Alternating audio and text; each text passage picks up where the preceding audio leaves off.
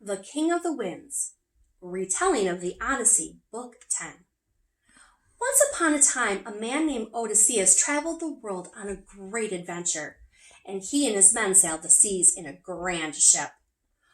One day, Odysseus and his men sailed to an island. The island was ruled by Aeolus, the King of the Winds. Aeolus proudly welcomed Odysseus and his men. "You are welcome here, my brave travelers. Please stay in my city."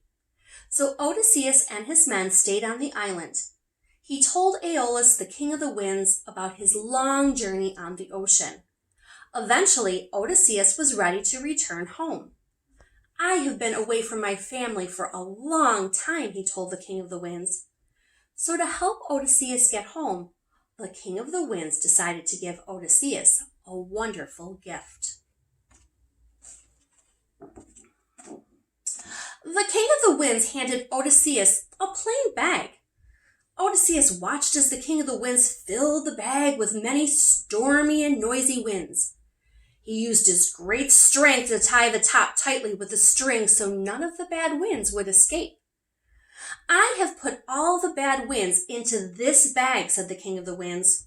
"Now they will not bother you on your way home. Good luck on your journey." "Thank you," said Odysseus as he took the bag. "Since our transportation is a sailing ship, it will be much easier to travel without terrible winds blowing us in different directions." So Odysseus went back to the ship. His men prepared the ship to sail away from the island. Everyone on the island waved goodbye to Odysseus.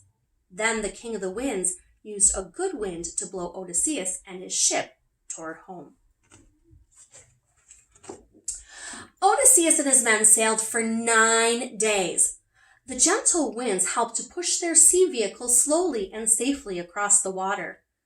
On the 10th day, Odysseus could see land from the ship, and soon they would be home with their families. "We're almost home at last," he told his men. "Our ship should reach land soon." Since Odysseus was so tired from the long journey, he decided to take a short nap. But his men were not so sleepy, and they looked curiously at the big bag that Odysseus had carried onto the ship. "I want to see what's in that bag," said one sailor. "I bet it's filled with gold and silver. We should have some of that treasure for ourselves."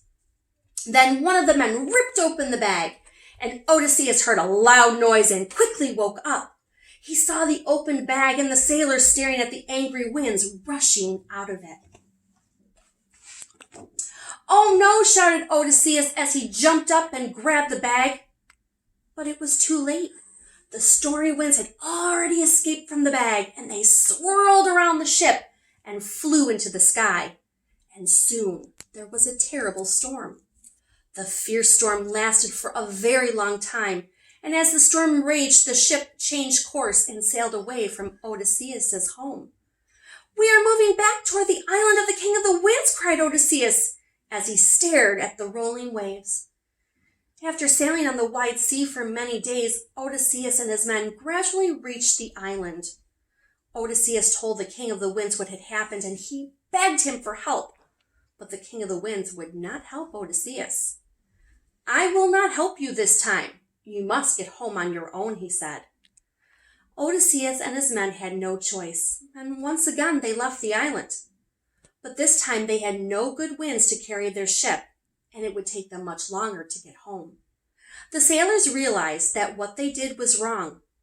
They were truly sorry that their curiosity to see what was in the bag caused such trouble. They learned an important lesson, and Odysseus and his men finally made it home after all.